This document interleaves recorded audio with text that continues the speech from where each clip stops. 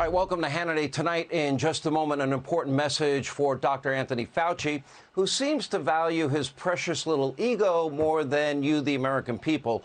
Also tonight, Biden's border czar, Kamala Harris, apparently unwilling or unable to determine the root causes of illegal immigration. So we did her job for her by sending our own Sarah Carter to Central America, where she uncovered a shocking migrant smuggling operation.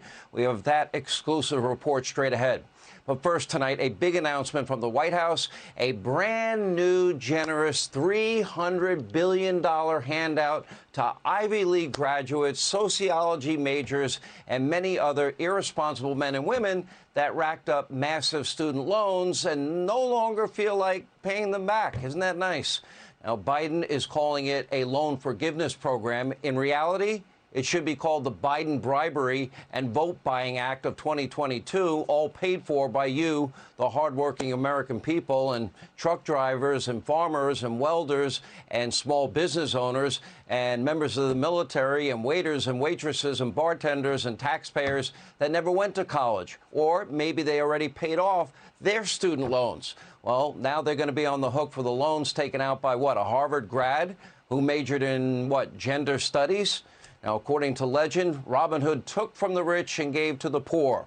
But in the Washington swamp, Joseph Robinette Biden, well, he takes from the poor and the middle class in order to bail out the elites because they're going to be the beneficiaries here.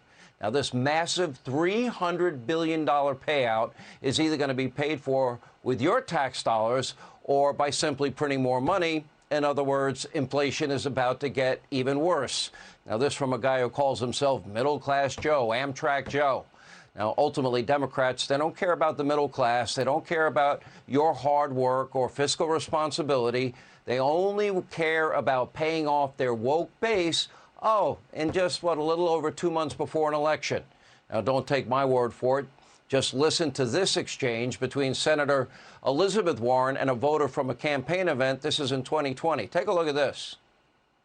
My daughter's getting out of school. I've saved all my money. She doesn't have any student loans. Am I going to get my money back? Of course not. So you're going to pay for people who didn't save any money, and those of us that did the right thing get screwed. No, it's not anybody got screwed. When we started, of course we did. My buddy had fun, bought a car, went on vacations. I saved my money. We did the right thing, and we get screwed. We did the right thing, and we get screwed. He's pretty much right. Now, when confronted with the cold, hard truth, Elizabeth Warren, she's pretty much speechless. But make no mistake, there's nothing fair, there's nothing equitable about this handout. And by the way, it does zero to address the root cause of student debt. For example, tuition at Harvard costs around $55,000 a year. Now, the school also receives millions and millions and millions from the state and federal government, along with millions more in tax-deductible donations. Now, Harvard takes in so much excess cash that it has now accumulated a massive $50 billion endowment. $50 billion. And it's not just Harvard. It's colleges and universities all over America. They are swimming in cash. And yet every year the cost of tuition goes up and up and up, more than double the rate of inflation. Now, because the federal government guarantees every student loan, colleges have zero incentive to reduce costs or implement something called a budget. They always get paid. And this latest $300 bailout and handout is no different. Now, there's one glaring problem with Biden's academic payout. According to Speaker Pelosi, maybe for the first time in my life I agree with her, she says the president has no authority at all whatsoever to forgive loans. Now, pay close attention. It may be the one time Nancy Pelosi was right in her political career. Take a look. People think that the President of the United States has the power for debt forgiveness.